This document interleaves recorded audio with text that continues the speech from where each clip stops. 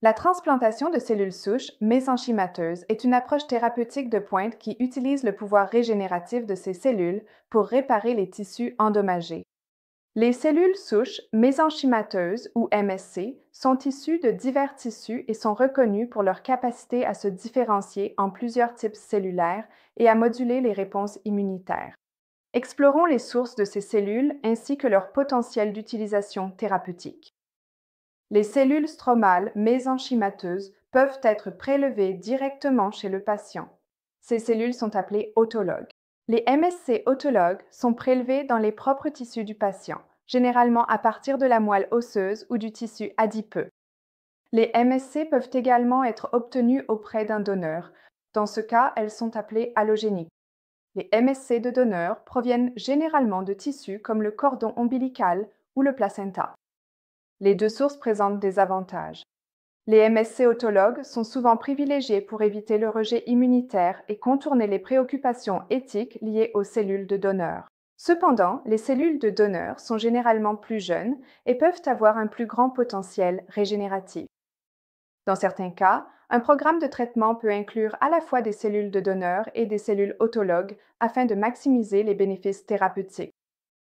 Le processus de préparation des cellules souches pour la thérapie peut être grossièrement comparé à la préparation des aliments en cuisine.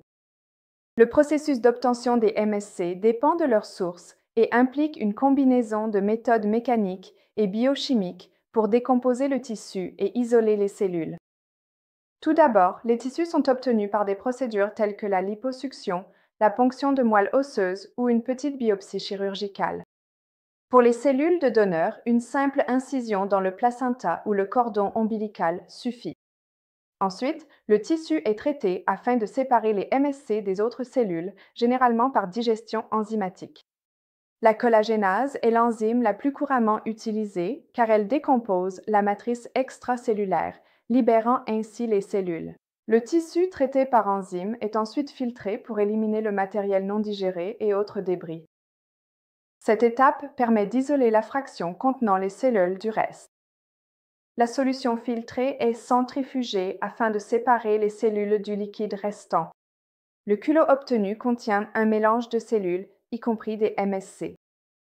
Enfin, le mélange cellulaire subit un traitement supplémentaire pour isoler les MSC. Cela consiste souvent à ensemencer les cellules dans des conditions de culture spécifiques, permettant ainsi aux MSC d'adhérer à la boîte de culture, tandis que les autres types cellulaires ne le font pas. L'étape suivante consiste à amplifier et à contrôler la qualité des MSC. Une fois isolés, les MSC peuvent être multipliés et purifiés grâce à des techniques de culture cellulaire. Les boîtes de culture sont incubées à 37 degrés Celsius dans une atmosphère humidifiée contenant 5% de CO2, ce qui est idéal pour la croissance des MSC. Le milieu de culture est généralement renouvelé tous les 2 à 3 jours afin d'apporter des nutriments frais et d'éliminer les déchets. À mesure que les MSC prolifèrent, elles forment des colonies et un monocouche de cellules à la surface de la culture. Ce processus peut multiplier leur nombre par dizaines, voire par centaines. Vient ensuite la phase de contrôle qualité. Tout au long du processus de culture, un suivi régulier permet de contrôler la morphologie, le taux de croissance et la stérilité des cellules.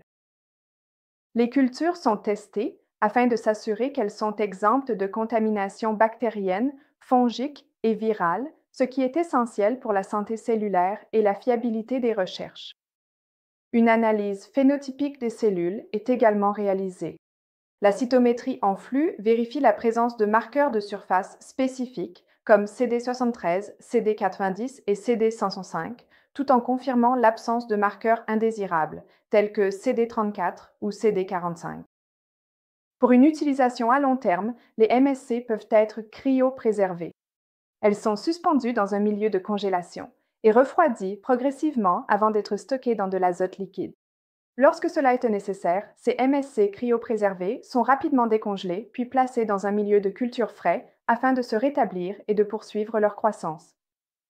Les cellules de donneur sont souvent conservées prêtes à l'emploi à tout moment lorsqu'un patient approprié en a besoin. La transplantation de cellules souches mésenchymateuses représente un avenir prometteur en médecine régénérative offrant de nouvelles perspectives pour la guérison et la restauration de la santé.